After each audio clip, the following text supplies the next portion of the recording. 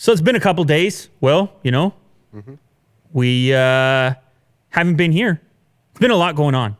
Canada Day weekend. There's been a lot going on. Yeah. Happy birthday, Canada. You prepared that in advance, didn't you? A little bit, yeah. You're like, as soon as Kirk says roll, I'm gonna say it. I'm gonna say something about Canada real quick. Canada's birthday, Canada Day. Well said, Willie Doo. What a way to start the show. Of course, since we've been off for a little bit, my social media blowing up, asking me, poking me, where you at, Lou? Did you hear the Huawei news? Because as you know, this is where we discuss the happenings in the Huawei department. It's been so much that's happened recently. People come to rely on us to break it down. Well, there's a lot to break down right now. And a response is required on our behalf based on the news that recently broke. It came out of the G20 summit. Trump softening up a little bit in terms of Huawei. And the quote exactly, ready to lift U.S. ban on selling equipment to Chinese tech giant Huawei. So what does this mean? It's not exactly the way you might perceive it. It's not the full-out, full-scale lift that you may have been hoping for. Instead, it's a lift on American companies' ability to continue selling technology to Huawei. And that's important. It's an important distinction. It's an important difference. It doesn't touch or affect any of the pre-existing bans on American providers buying equipment from Huawei. It doesn't change it doesn't mean tomorrow you're going to buy Huawei devices at an American carrier. This is mostly in reference to the lobbying that has currently taken place from some of the biggest technology companies to Trump and to the U.S. government, to the Commerce Department directly. Companies like Google that said, hey, man, ease up. We got to provide Android. We got to get our software out there into the world. Chip manufacturers, ARM, and so forth. Although ARM is based in the UK, but you understand. Intel, companies like this. I think ARM is based in the UK. Anyway, where they're like, hey, this is hurting us. You talk a big game, Mr. Trump. Job creation, American economy, and so forth. And yet you're shutting down our ability to sell certain technologies, sell certain products to some of our biggest customers, if not our biggest in some cases. Some of the networking companies, Broadcom, these kind of companies. Chip manufacturers, I spoke about, I said it already. And so the reason this is important is because this is kind of Trump bending to the corporate leaders within his own marketplace. This isn't necessarily him bending to China in the same way that it might be reported or the way that it might be perceived. Yes, it's a good thing for China. It's a good thing for Huawei, but it's not a complete backtrack. It's, hey, I heard from these powerful companies, organizations, executives locally that don't like what I did and say it's affecting their bottom line, and I'm here to replenish their bottom line through this removal. Now, it's also important to note that even this change is not fully in effect. The Department of Commerce is supposed to be discussing this, actually, I believe today. But him stating this at the G20 doesn't actually put it into action immediately. That's not how it works within government. The Commerce Department has to discuss. They take a look at the executive order. Maybe they alter it in some fashion. Now, he also said that the only way these companies can continue to sell products to Huawei is if the products that they sell, regardless of how complex or sophisticated they are, the only way they can continue to be sold is if they don't raise national security concerns. So there's still that stipulation in there. But as of right now, the entity list remains in place, unaltered, and the animosity appears to also still be in place in relationship to the security threat, potential spying, and so on. That still exists there. Now, there's a lot of other stuff that presumably was discussed in Japan at the G20 between Trump and the Chinese leader Xi. They talk. They have a lot of trade talks. Huawei is just one piece, although a symbolic piece and an important piece.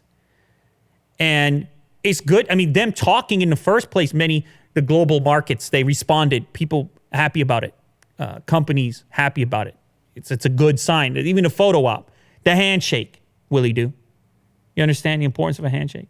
Mm-hmm. This is how we start most of our days here in the office.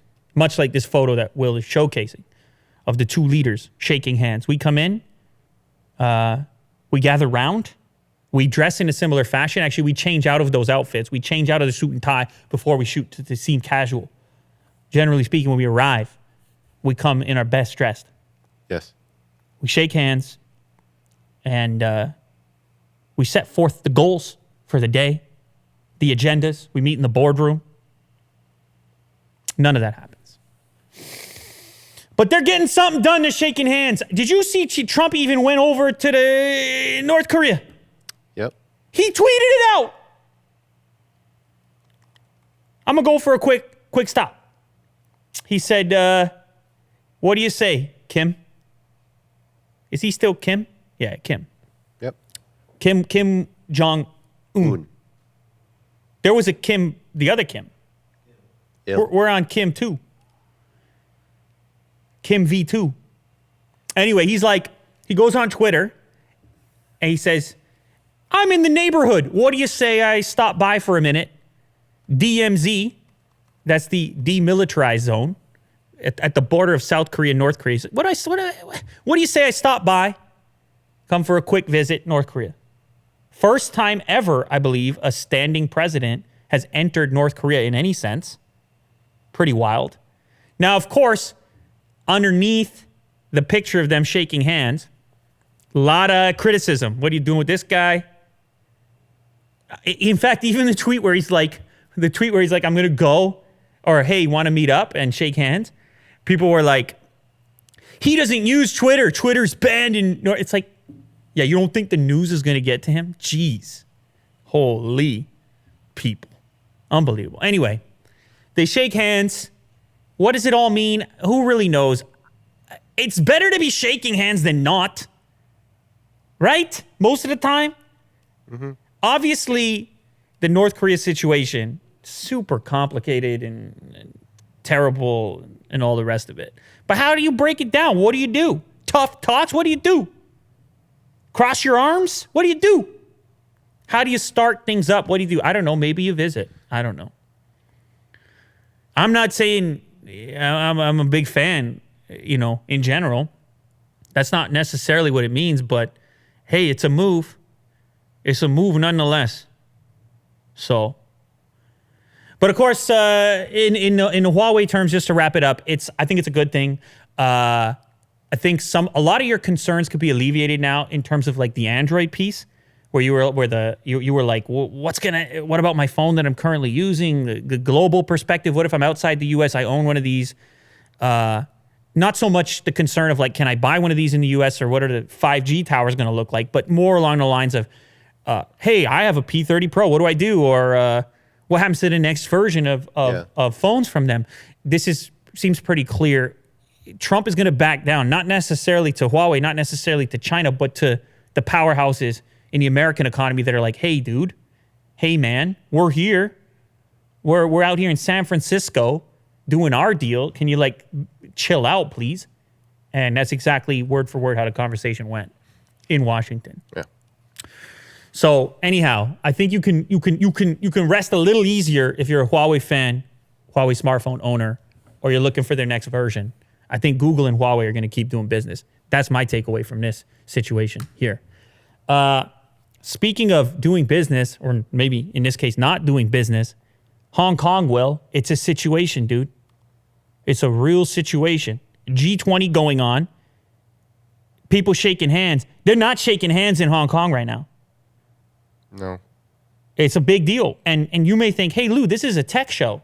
What you doing now? Hong Kong politics. This affects everything, guys. I'm telling you right now, this is right in the wheelhouse. Last time I was in China, how did I get there? I landed in Hong Kong. Hong Kong proximity to Shenzhen, Hong Kong, connecting the West and the East historically for a very long time. The financial hub of the region for a very long time. What happens here politically impacts all trade, all flow of goods from the region to the West, where things end up lining up. People in Hong Kong not happy, and the potential consequences of their unhappiness and their willingness to continue to protest. Global consequences at play here. Global outcomes. This is not exclusive to the region, which is the reason I keep looking at it. But because the potential outcomes as a consequence of this, massive, in my opinion. Things have escalated there to a point now where you got to pay attention. They got inside, the protesters got inside the government building, the main government building where they have the those places, Will, they sit around like a city hall type of deal, parliament type of deal. Council building, official term. This is crazy. It would be like as if, imagine they got in the Washington, D.C. Parliament building and they started spraying graffiti on the walls. That's what they did. Look at this. This is wild. This is going on right now in the world. And they're not happy. They're not getting the answers they want. Now, the government is saying, hey, this is just a rogue group of protesters. This is just young people. This is not reflective. Most people are peaceful, and so on. But they've been protesting for a while now. They are not happy. This handover, this extradition bill, there's a lot at play. And it appears to me that they're not, at least the people in the street, they're not satisfied with the relationship with China at the moment. Now, I'm far away. I am here, Will. I'm in Canada. Mm-hmm. You just said Canada Day. Shout out Canada. I can't speak from a personal perspective on the situation, the history, necessarily what the local tension is about. I'm not on the street. I'd love to be. Give me the gas mask, Will. You carry the camera. Let's go. We leave right now. We got nothing going on here, right? We gotta go report for the world. No, there's lots of reporting happening out there. The cops kind of backed off, man. The cops it was like, you do not enter this building. And then it's like quiet, and then they're in the building. Wait, what? Imagine that was the White House. I mean, maybe not the White House because the president lives there. Imagine it was a parliament building in Washington. Mm-hmm. When is the military backing off and letting them just have it? I don't think so. I don't think so, Will. No. So that says something about the commitment level of the policing. Again, I'm at a distance. I just see the footage. I'm not there. But it says something about where the police could line up on the political spectrum regarding the stance here, the independent Hong Kong stance, which is essentially what the protesters are about. They're raising flags of like a withered flower, the flower that's on the Hong Kong flag. Mm-hmm. That they're not happy. And at one point, there were like 2 million people marching in the streets. I mean, it's crazy. Look at the graffiti. Will's showing the video right now. I mean, they got into the parliament, spray painted over all the symbols, the flag. They left their own flag. They got all the pictures of the parliament members in there. And, the chief executive, Carrie Lam, she's in charge. Well, supposedly in charge in Hong Kong. Obviously not that in charge. She held a press conference 4 a.m., outraged, distressed, but not exactly backing down to the whim of the protesters. I don't think they're backing down either. I'm telling you, global implications for what happens here. And I'll just paint a quick picture for you. Let's say the protests continue. Let's say this group gets themselves a leader, and they're like, no, we want to stay independent. We're not or be independent. I guess they're not technically independent right now. We want to be independent from China. China moves in with the military. What happens? What goes on here? What is the flex here? What does the globe say about it? Who gets defended? What right do the people have? How much volume do they need? How long do they have to protest for? How many buildings do they need to enter? How much graffiti needs to be placed? There's a lot of what ifs here. But like I said, got to talk about it. Major global implications. Major insight into the public perceptions in that part of the world. I'm telling you, Will, Shenzhen, we're in Shenzhen. The proximity is crazy. You're talking about like a hour drive from like the manufacturing hub that feeds the world the products they want. That's where Hong Kong is. And historically, that relationship has been relatively healthy, at least in recent history. The implications here for China specifically, and China's relationship with the rest of the world at play, playing into the whole trade situation, the whole G20 situation, and somehow making its way back to the products that you're interested in. This is a big deal. Speaking of big deals, Google apparently moving on to something different from Android. Apparently, some new OS to replace Android. That's the thinking at this moment. Really interesting story, and also really interesting timing, given all the talk about the ability for other manufacturers to potentially fork Android in the event that they can no longer get access to it. The open source, the kind of current business model that Google has for Android, the idea that any manufacturer can install some version of it. We were talking about it with Huawei after the ban. And then this news comes out about this Google Fuchsia OS, which is supposed to be the next Android, a universal OS that would replace Android without users having to worry about it. What Fuchsia, as it's called for the time being, runs seamlessly on a variety of devices, regardless of screen size. Obviously, it means we don't know a lot about it right now. An open source capability-based operating system. You have to ask yourself, why a new name? Why not some next version of Android? Why a complete overhaul? What's going on? Would the potential licensing setup be different? Do they need a fresh start to gather more control over how Google is being, or how Android, is implemented at the moment? It's funny because that talk about the Huawei OS that happened recently when it was like, oh, they might not get access to like the full-on version of Android. They're like, oh yeah, we're working on this other one, but the backbone is Android. Like, maybe this Fuchsia puts an end to that. Like, you can't, like, there's no version like that where you can run Android without Google Play services and all the other pieces where Google actually generates revenue. Maybe this movement could satisfy it, or maybe it's just strictly software and features, and they're like, we need a fresh start from a code perspective. Like, yeah, this is the future right now. It's building like a framework or something. Could very well be the case. Now, there's not a ton of information yet. It was spotted on there was a sort of some developer documentation that was spotted on Reddit via 9to5 Google, fuchsia.dev, and it lets you browse through a variety of documents, which should be a starting point for developers looking to familiarize themselves with a new upcoming OS. So the thing is moving along, it's happening, and we have to sort of speculate what the motivation for that would be. And I think it's those two things, those two potentials. Or maybe it's not one or the other. Maybe it's both. Maybe it's, hey, we get to start fresh, and also maybe we get to change the way that manufacturers are interacting with this. I was thinking for a while, maybe now that they've got so much dominance, maybe it's more of a Windows model, like an install, and OEMs can just grab it. And I don't know. Maybe they're running out of Android letters, so that's why they're just going to start like a new operating system. Ladies and gentlemen, Willie Do. That's Willie Do right there. Let's take a moment. There's only a few left. Let's take a moment, just appreciate not a lot what he brings to the table. The humor, nothing comes after the cuff type of stuff.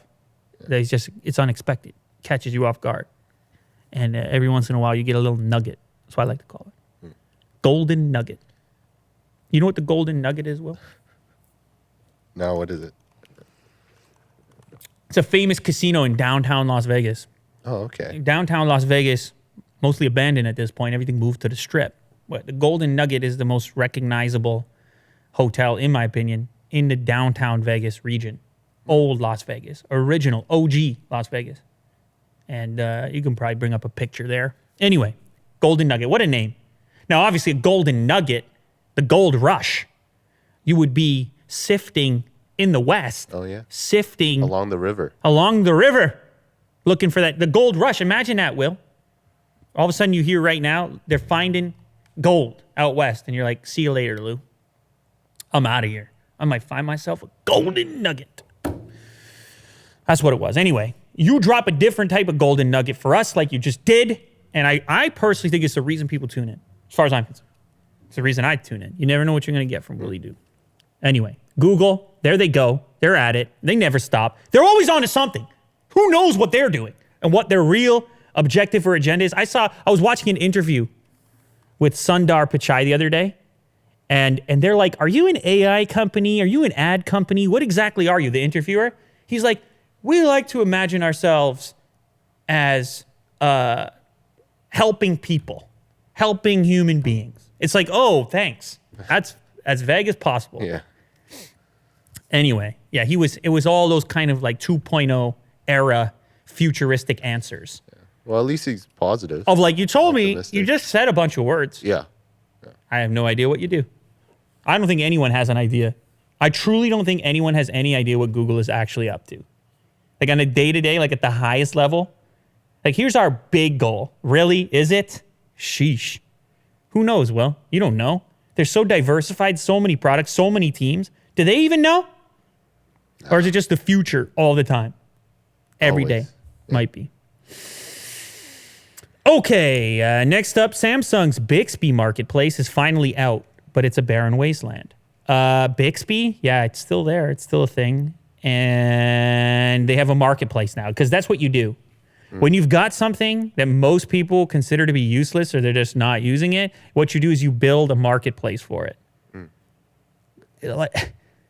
This, for me, is precisely the reason why Google is Google, why the Huawei operating system thing was never really compelling to me, why I never believed in this Google alternative. We came from fragmentation.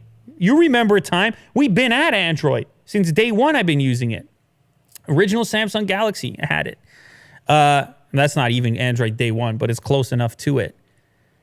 The conversation, it's a word you don't even hear anymore, was fragmentation.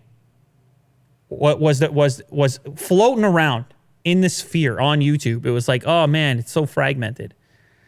Different people on different versions of Android. I mean, there is still fragmentation. It was the argument for iOS, like, you know what you're getting. And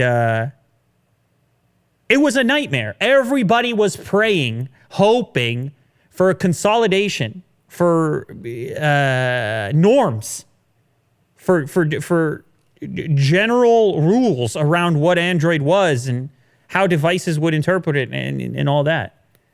And then we got closer and closer and closer to that, and manufacturers want to go the other way because there's this relationship between differentiation and fragmentation. You want to be different, but in order to do so, you have to fragment. And that's sort of where Bixby falls for me. Samsung, I felt like starting to get it with the One UI, like, hey, people, unless you can really truly improve it, like basically deliver something clean, and people won't be offended by it. If your differentiation factor is minor, I think OnePlus does a good job of this too. Like by, let's say, speeding up animations. That's a differentiating factor, but it's an enhancement.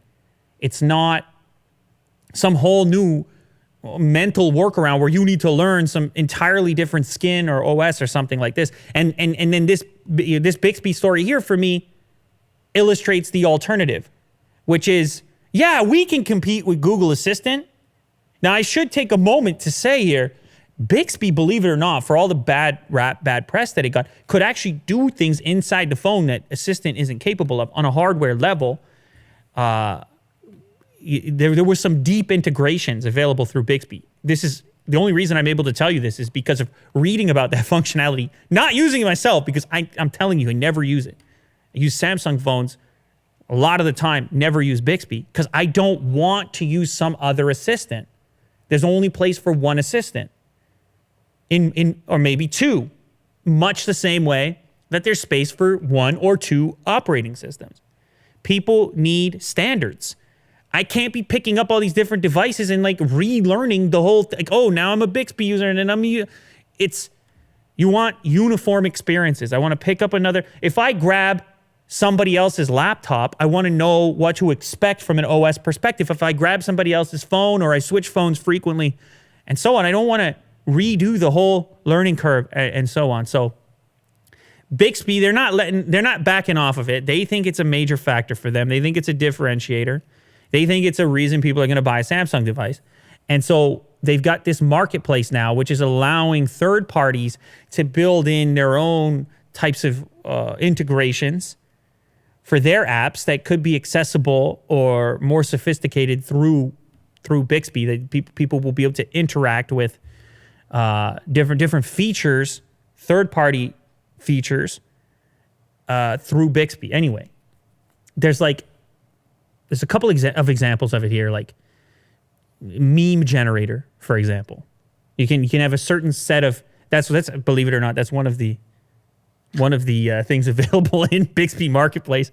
There's a capsule is what they call it. There's a capsule for meme generator, and you could say, with meme generator, I want to make a meme. So it's like this sophisticated kind of instruction, and Bixby's capable of doing it.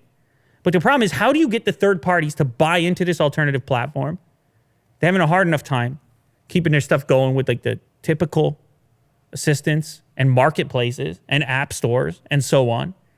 And this fragmentation means ultimately less attention from these developers goes into the various places, and everything ends up working a bit wackier. Kind of like when BlackBerry was crossing their fingers that people were willing to develop apps specifically for that platform. And they were like, well, man, we can barely keep up. We can barely keep our iPhone app good enough the way we want it right now. And now we got to take the team and do this other thing for this smaller marketplace, for this smaller population. They don't want to do it. So anyway, some of this stuff is cool. It's like Alexa skills. Like if you really got into it, you could probably do some cool stuff here. But again, you're going to have to remap your head completely to become like a hardcore Bixby person. And then you're going to have to count on the developers to create these capsules. As of right now, it's a wasteland.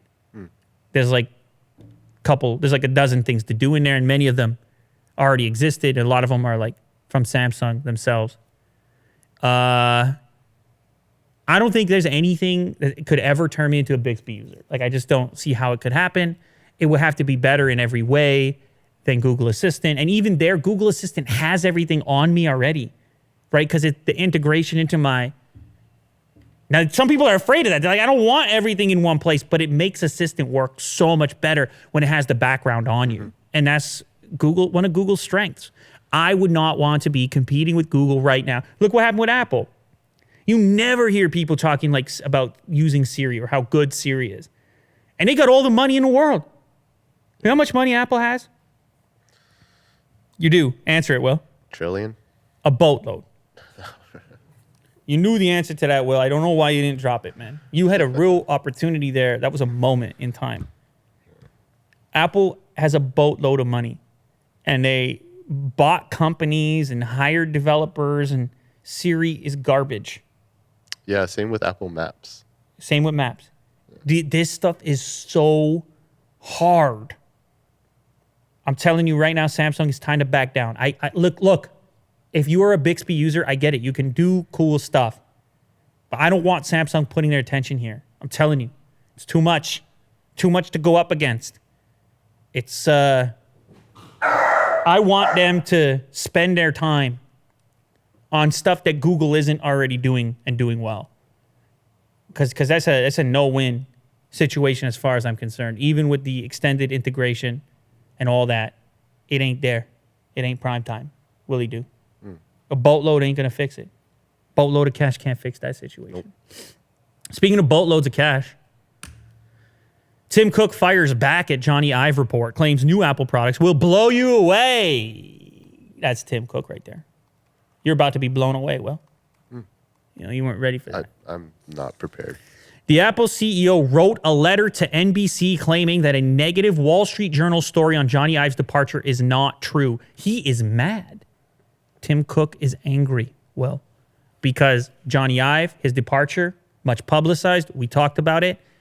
The Wall Street Journal report states, hey, he wasn't too happy. It says Johnny was upset that Tim didn't care about the design of products in the same way that Steve Jobs did, that he never visited the design department, that he cared only about money.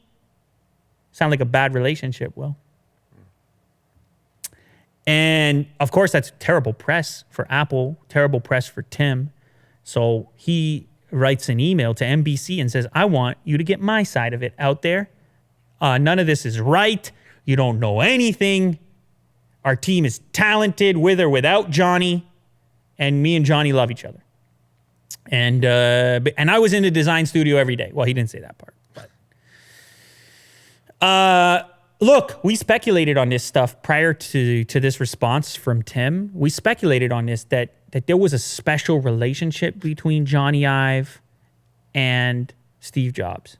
We speculated that they had a special relationship, synergy between one another, that, you know, Steve could dream up the human need, what people were looking for, what technology should do for them, and then Johnny would make it so, exist in the real world. There was a thing there. You can see, look at Johnny hasn't looked like that. Will's showing a picture of Johnny with Steve. He hasn't looked like that in years. You see him now at the Mac Pro event? Bring up a picture of him at the Mac Pro event. He's like, get me out of here, please. I got to get out of here. I got to retire or something. I mean, he does not have that smile anymore. I'm telling you right now. You got to look at the latest Mac Pro event, the cheese grater Mac Pro event. You'll see he's kind of subdued. He's less into it. And this is, like I said in the previous, when I talked about Johnny leaving, I was like, man, these are people at the end of the day. They're companies with a badge, but they're people making these things for you to potentially buy or not buy. And their inspiration level affects what you end up with. And so the rumor was that he had been showing up less. Also reported in the Wall Street Journal, there was a big beef over the Apple Watch, apparently. He wanted to go one direction with it. The business guys didn't. They wanted to go in another direction. He saw it more as a fashion accessory. They saw it more as a phone on your wrist. And anyway, it's a Wall Street Journal report. Take from it what you will. But the fact that it elicited a response from Tim Cook is the story to me. Is that if it reached out that far, if he jumped in here to put his 2 cents in, for me, Will, that's an indication of some truth, not actually the opposite. For me, the fact that it made it through and the fact that it elicited the response in the first place says there might be something to it. Mm-hmm.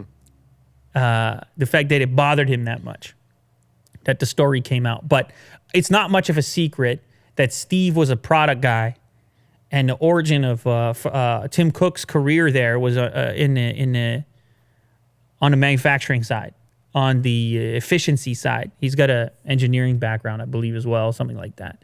So, two different guys, two different companies because of it. And now I'm not going down to the rabbit hole of Apple is dead without Steve Jobs. They're not. They're just different. And I think most people can agree to that. They're different without Steve Jobs. They're different now without Johnny Ive. No doubt about it. But Tim ain't happy. He says the best products are ahead of them, as you would if you were the CEO of a company. Imagine he came out and said, yeah, you're right. Johnny's gone. We're dead. Imagine that. What would the shareholders do with that, Will? Yeah, it totally tanked, but... Imagine I came in here, Will, Business. and I said to you, you know, our best years are behind us. Oh. I said, everything we're going to make from this standpoint forward, from this moment here, garbage compared to what we've done. Does that seem inspiring to you? No, not at all. Not at all. Not at all. So he has Quite to say what he depressing. said. He has to say what he said. But Johnny Ive's departure, make no mistake. You know who like to say that, Jack? Make no mistake. It's your boy. Oh, Conor McGregor. Make no mistake. Irish accent? Make no mistake. Make no mistake. Make no mistake. What is that, English? That's too English. Make no mistake. Make no mistake. Mine always goes English, you know? There's no Irish accent in here for whatever reason. But Connor will say, make no mistake, I promise you. And you should make no mistake about this. I don't think Apple is better for Ive leaving. I've seen that headline around. I don't think that's the case. The guy was talented. I don't see a point in disputing that. And him not being there and being inspired. And yes, you need fresh blood. You need new outlooks. But I think it's a signal of what's happening internally at that company and them becoming more of a services brand and so on. And so I think people are right to really run their analysis on this and what it says about where Apple is at now and where they came from. Anyhow, Tim Cook, not too happy. All right, Will, last for me here, Defense Department, military, Defense Department, to ban beer and pizza. Will! Pizza? Pizza and beer banned for the soldiers. It's a proposal. It's not real. It's not real yet. It's a proposal for the military, the Defense Department, to all go keto. And look, they love the pizza. Who doesn't love pizza, Will? Man, that's rough. Apparently, they did the nutritional experts did the background here. They did the research and they realized that there's advantages to having these guys on a strictly keto diet. If you don't know what that is, that's basically like no carbs. It's like fats and vegetables. That's about it. Meat and vegetables. Particularly, what's interesting in this article is the individual who's proposing the idea suggests that they can hold their breath longer underwater on a keto diet. How crazy is that? That like the way, science, the way your body oxygenates could be influenced by if you're in ketosis, which is the state the body goes into on certain food supply in the absence of carbs and particularly pizza. Now, apparently, do you know what MREs are, Will? I'm sure you've seen these on YouTube. People do these. Yeah, meal ready to eat. Yeah, exactly. So in the military, it's popular, it's important. Right. And often these guys are in tough situations, right? It's pretty grim. So getting to the MRE, one of the popular MREs being pizza, is like that's the one upside. Like at least I get the pizza MRE.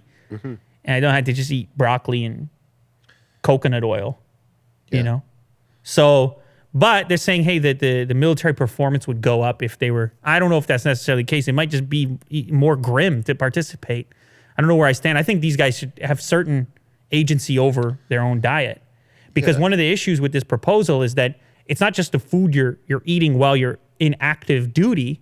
In order to remain in ketosis, you got to be on that diet 24/7, even when you're not on duty. Because of ketosis. Because of this state of ketosis. Yeah. So it's like, should they be really reaching into your life, into your weekend barbecue, Will? Or your late night pizza order? Yeah. I mean, I feel like being in the Army, it's tough as it is. You know, you got to have some luxuries. And I think that's part of it is food. Mm-hmm. And not indulging in something like pizza. Oh, man, that's tough. It's rough. Now, apparently, according to this proposal, there are other advantages. Fats weigh less to carry around, more calories in smaller packages, so they could become more efficient at distributing these food rations to the military because of that as well. They're trying to make the case. I don't know that it's going to happen. I don't think I see it happening, but it's a proposal at the moment. Maybe this is where we can ask the people to weigh in. What do you think? Keto diet for the soldiers or a little bit of pizza here and there? You guys decide. Anyhow, Will, what do you have to say today? What do you got for us? You got a story you want to cover? You want to head to a question? It's all up to you. Speaking of agency, you're in the driver's seat. Oh, boy. Okay, here we go. Off the mountain. So just a quick shout out to Samsung.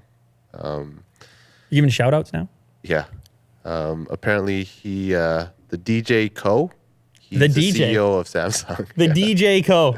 Always gets me every time. Yeah. He apparently admits that the the Galaxy Fold was a little too early to launch, but he pushed for it to launch on that date in April. And he's kind of regretting it. He's apologizing. So shout out to him. Now, I see in this article you're showing me here, he also said there's still no date. No, yeah, it's still not ready. Still not ready. He did claim that all of the mistakes are fixed, Right. but there isn't a set launch date. Yeah, right here it says he says that more than 2,000 Fold devices are currently being tested, and that all the issues that plague the Fold have been defined. So there's 2,000 essentially new prototypes out there. I'm assuming their employees are probably using them, and he's saying they're all good. But 2,000 in the smartphone business is actually a pretty small sample. And also, what can you really say at this point? Yeah. I agree with you. It's cool. He's being transparent on that front. That's one of the areas I feel like our pal Tim there. Yeah, imagine Tim No, Tim can't talk. saying that. No, Tim can't talk like that. You can't. No, Tim don't talk. Tim don't talk like that. No. That ain't no Tim talk. You see that, Will? That ain't no Tim talk. Embarrassing, that's a tough word to say. To be embarrassed, to say you're embarrassed about it. We never experienced an issue with our Galaxy Fold, but the press was heavy. It was heavy, negative press about those things breaking down, peeling the screen protector, the whole package deal. It also says something about the difficulty of this technology, in that we still don't have a date. So it was like some sort of a space race. Who's going to get to the moon first? Yeah, with the Mate X, right? The technological moon space travel. Let's get to the moon. There you go. Yeah. And I mean, there were shortcuts. People took shortcuts to get there. I like the ambition of trying to get there first with a new technology. Obviously, problematic new technology, tough, ambitious new technology. But if this had ended up in people's hands, it would have been a bad thing. So it's kind of good that it didn't. It's kind of good they caught it when they did. The Mate X, also not on the horizon, got delayed. Folding phones are further than we originally thought, Will. That's just the reality of the situation. Yeah. But the DJ, turns out he's an honorable guy. He's a little bit humble. Yeah. And we around here we appreciate that. There you go. Yeah. What do you got next, Will? You got a question? Yeah, we got to do a question. Good question. Remember, you want to send your question to the show, it's will@loulater.com. He'll pick it. I don't know how he picks these things, but you write a cool question, he may bring it on the show. So this one's from Jonathan. Hi, guys. I'm curious if all of you were instantly transported into the 50s where technology was also non-existent. I guess the internet, phones, technology existed. But Technology is as old as human beings. yeah. Yeah. What Primitive technology. Shout out. Yeah. Shout out to Primitive. What field of work would you like to do In the 50s? in the 50s? Automotive. Okay. Easy. And that's still technology, so that's a bit rude. Like in the States? Yeah, absolutely. I'd go to Detroit. Okay. Yeah, I'd go straight to Detroit, city of the future, in the 50s. I would drink a boatload of milkshakes and burgers. And I would live in Detroit. And I would work probably for, Ford or GM, something like that. Yeah. Automotive executive. Yeah. I'd be like trying to push forward some of those wild designs. Bring up a couple of those designs. Let's look at Ford cars from the 50s. They, in a way, were way less restrained in the design. Safety, people didn't care about it that much. This thing's a boat. Look at it. Look at these wild things. They thought they were like spaceships. Look at the Beautiful, ads. though. Oh, Bring up man. the ads, Will, for these type of cars in the 50s. Look, no. Go down. Look at that. First of all, look at that life. Look at the American dream. Jack, you'll never experience that. Look at these people right here.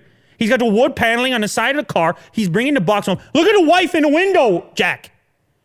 You see how the curtain is flowing as the window is open and she greets the visitors. Jack, you don't know anything about that. No. I mean, we're not gonna, that's not gonna happen again.